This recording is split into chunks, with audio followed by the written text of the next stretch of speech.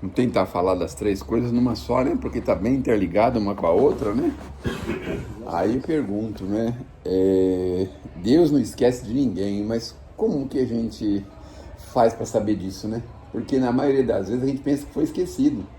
Acontece um problema ou outro, a gente fica se sentindo assim, né? Meu Deus do céu, ninguém me vê, ninguém me ajuda, ninguém me faz isso, nem faz aquilo, né? Mas, acima de tudo, acho que a providência divina é uma providência educadora do espírito. E muitos problemas que a gente tem que enfrentar é justamente para a gente crescer, para a gente se desenvolver, para a gente aprender, para a gente se melhorar, não é? E eu não sei, a experiência de você tá toda hora alguém fazendo alguma coisa por você, toda hora alguém socorrendo você, toda hora alguém fazendo, né? É uma experiência complicada porque a pessoa não cresce, não se desenvolve. Então, a providência divina, ela tem as medidas, ela sabe como se comportar diante da nossa pequenez e inferioridade, e muitas vezes a gente se sente sozinho, mas não é que a gente está sozinho, a providência está velando, está torcendo ali para você ir para a direção certa, para você, sei lá, dobrar o seu orgulho, para você tomar uma iniciativa, para você arregaçar as mangas, para você fazer alguma coisa. Só que a gente prefere reclamar, prefere blasfemar contra a criação. Primeiro porque a gente não vê acesso a Deus, a gente não consegue entender como é que é esse acesso a Deus. Segundo porque a gente acha que Deus devia vir aqui botar a mão na gente com uma varinha mágica, né? Resolver todos os nossos problemas. Tá com problema financeiro. Pim, toca uma varinha mágica, aí daqui a pouco alguém fala assim, passaram a flanela no banco que você tem conta e eles colocaram 10 mil reais na conta de todo mundo. Vocês já viram uma pessoa pregando isso? Que passava a flanela assim, levava as contas na mão e passava a mão assim, o pano na porta do banco e as contas eram tudo pagas. Vocês já viram uma propaganda assim ou não? Tem uma propaganda aí de um determinado grupo aí de pessoas que fazem isso para iludir as outras, óbvio, né? Mas já pensou se fosse assim? É fácil desse jeito, tô precisando de tal coisa, aí daqui a pouco vem o negócio e... agora eu vou dizer uma coisa que pode ser contraditória, mas se a gente for pensar mesmo, é o seguinte, existe um negócio chamado universo, e todo mundo fala que o universo conspira a nosso favor. Já ouviram essa frase? Não é? Então, eu às vezes tenho um pouco de medo das coisas que eu estou pensando e pedindo, porque de vez em quando a gente pede e faz algumas coisas, depois você fala, meu Deus do céu, o que eu fui pedir para a providência? Que situação é essa, né? E aí a gente se vê numa situação embaraçosa, porque a gente pediu um negócio que depois a gente viu que a gente não dava conta de cuidar, não dava conta de mexer, não dava conta de fazer. A gente sabia disso, a providência sabia disso. Então, tudo que você tiver de problema, você fala, Senhor, olha, no caso da Sônia, vou falar dos outros, melhor do que falar da gente, né? No caso da Sônia, poxa, Senhor, eu preciso de um carro para me carregar minhas coisas, preciso consertar minha caminhonete, preciso organizar minha vida, preciso... né? Conversa com o Criador nessa direção, nesse sentido. Conversa com Deus nesse sentido, para a gente ver como que isso vai ser, como é que vai ser a resposta disso. Porque o negócio vai virando de tal forma, quando você menos espera, o negócio vem e acontece, né? Parece contraditório, mas acontece que a providência divina dá o tempo para a gente fazer as coisas, tomar a iniciativa, arregaçar as mangas. Eles dão tempo para a gente fazer isso, não é? Mas a providência divina está pronta para atender você. Gente, se alguém pode imaginar de que existe alguma falta, alguma necessidade, alguma escassez nas leis da criação, existe escassez, sabe? A gente aqui não sabe onde estão as coisas, mas tudo que a gente precisa está aí. Tudo que a gente precisa está aí. Não tem escassez, não é? Só que é o seguinte, para alguns é dado ter mais acesso, para outros menos acesso, mas por uma questão educativa. Então, mas a princípio, certamente Deus não esquece a ninguém.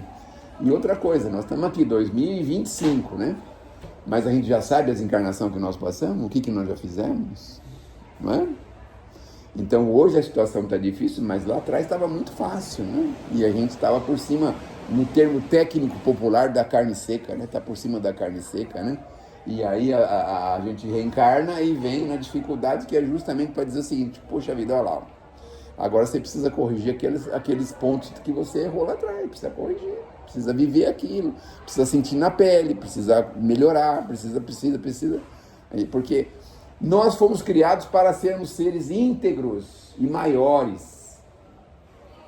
Não dá para chegar no mundo espiritual superior, na vida superior, levando um band-aidzinho, porque tem um machucadinho no braço, mas não é nada, isso aqui não foi nada, não, só foi uma bomba que explodiu lá, mas tá tudo certo. Não dá para chegar lá assim, não dá para chegar com um remendo no mundo espiritual, nós temos que chegar completos, íntegros. E se a gente desmembrou, desbaratou e complicou a vida de determinadas pessoas ou da gente mesmo, nós vamos ter que corrigir, nós vamos ter que regenerar isso. A nossa pele, nós temos mais ou menos 2 metros quadrados de pele. Ela cortou, machucou, cura, volta, regenera. Por um tempo ela regenera, não é? Põe lá uma pomadinha, um remedinho, uma coisinha, ela regenera. O órgão mais pesado do corpo humano. E é o órgão mais pesado do corpo humano. E aí você pensa assim, né? E lá dentro, na parte moral? A gente também não tem que regenerar? E como é que regenera? Não é assim, o remedinho é o evangelho, é isso que a gente precisa. Meu Deus do céu, eu estou pisando na bola. Meu Deus do céu, eu estou fazendo errado. Meu Deus do céu, eu preciso melhorar. Meu Deus do céu, a coisa não está boa. Eu preciso ser diferente. Então, o evangelho que é a regeneração interior. Para a pele, para a parte externa, a gente põe lá um band-aidzinho, uma pomadinha, um remedinho. Antigamente a gente não queria nem saber daquele negócio que passava. Como é que chamava aquilo? Nossa, antigamente. Agora, vocês já viram como é que é o metiolate? O metiolate, as crianças querem até beber o metiolate, de tão gostoso que é, imagina só, no nosso tempo, a gente nem falava, punha a calça por cima e nem falava que tinha ralado o joelho, ficava bem quietinho, porque se viesse aquele metiolate, o bicho era feio, né? Mas enfim, a gente precisa corrigir, precisa regenerar, essa é a ideia que nós precisamos, né? Mas aí depois a gente vê lá no Evangelho, é curioso, né? Porque o Evangelho vai falando pra gente, o Evangelho não, o Livro dos Espíritos falando do desinteresse, né? Fala também, né, que nós vamos responder pelo que nós não fizemos. Meu Deus do céu. Vocês já viram aquela história, eu acho que é de Caibar, né? Que ele tá chorando, vê Jesus chorando. Já viram essa história? Ah, vê Jesus chorando, quer saber por que ele está chorando? Barçanufo, né? Tá lá chorando, Senhor, mas o que acontece? O que nós estamos fazendo? Ele falou, não, é exatamente o contrário, porque tudo que vocês já sabem não fazem. Ele estava chorando por isso, não é por isso? É. E aí, meu Deus do céu, a gente chega no mundo espiritual com esse problema. Por quê? Um percentual muito maior do que a gente imagina é de omissão da nossa parte. Omissão. A gente sabe que a pessoa precisa e a gente não faz nada. A gente sabe que pode ser mais útil e a gente não faz nada. A gente sabe que podia favorecer e a gente não faz nada. É por isso que a gente peca pela omissão. Olha que coisa complicada. Eu falei para vocês quando tinha o Del Rey, então tinha um carro, de vez em quando precisava empurrar, aquela confusão toda e tal, né? E aí quando o Del Rey não estava bom, aí você passava nos carros que estavam parados na rua, falava, não, ele vai conseguir. Não, ele vai, daqui a pouco tá chegando a descidinha, ele vai conseguir, vai pegar a descidinha, aí vai dar o tranco, vai pegar. Mas por que não parava e não ajudava a empurrar, não fazia as coisas? Não é? Olha a omissão da gente, não é? Ah, tem medo, cidade grande, vão te matar. Matar para roubar o Del Rey, pelo amor de Deus, né? Não é? Pensa bem, é a omissão da gente. Alguém vem na rua pedir uma moeda, a gente quer dar uma pedrada no camarada, e uma pedra boa mesmo para machucar mesmo. A gente quer uma pedra, não quer uma moeda. Não é? Aí lembra de Jesus, se teu filho te pedir um pão, o que você dá para ele? Você dá uma pedra? Não é isso que ele fala? Você vai dar uma pedra, uma serpente para ele, morder ele. Já pensaram isso? Aí o cara pede uma moeda, você amaldiçoa o cara até a última geração dele. Olha como é que nós somos. E o Evangelho fala, sabe, tolerância. Não dá para arrumar, não dá para ajudar, dá para dar uma boa palavra, um bom pensamento. Ah, é vagabundo, tem que se lascar todinho. A gente pensa isso. Vê uma pessoa necessitada, uma pessoa carente, pensa isso. É vagabundo, vou ajudar, não é vagabundo. E às vezes a gente mora perto da casa dele e fala, é vagabundo, né? Tá bom, ele é vagabundo mesmo, mas e daí? E você também é, porque você está no mesmo nível, né? Então, um pequeno favorecimento, às vezes uma palavra amiga, nem precisa ser uma moeda. Né? Hoje em dia está difícil até ajudar na rua, porque quase ninguém anda com dinheiro, com moeda, com nada, né? Está difícil ajudar. O cara, você não pode pagar um lanche para mim?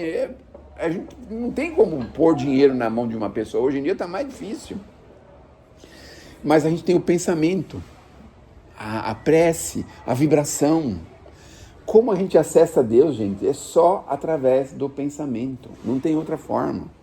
Ele não está em determinado lugar. Não vão para Aparecida do Norte para ver Deus. Não, não vai, não. Você só vai ver a Santa Preta lá, que tem lá, pintada de preta lá, que colaram a parte de cima dela. É isso que você vai ver lá, não vai ver Deus lá. Ah, vamos na Praça da Sé, nós vamos ver um crucifixo lá, um negócio, mas não é assim que a gente vê Deus. Vamos na Casa Espírita, vai ver a foto do Bezerra, do Chico, do Emmanuel, do sei de quem mais lá. Não é assim. Na minha casa tem um cartaz com um Jesus enorme lá. Mas, sabe, é assim, só para lembrar Jesus, me lembra, Jesus, que eu preciso ser melhor. Mas acessar a Deus só pelo pensamento. É só pelo pensamento. A ação é o pensamento, como é que se fala? Materializado, né? Materializado, porque ninguém faz nada sem antes pensar. É difícil a gente fazer alguma coisa assim no automático. Aliás, para chegar no automático, a gente tem que ter feito muito a mesma coisa.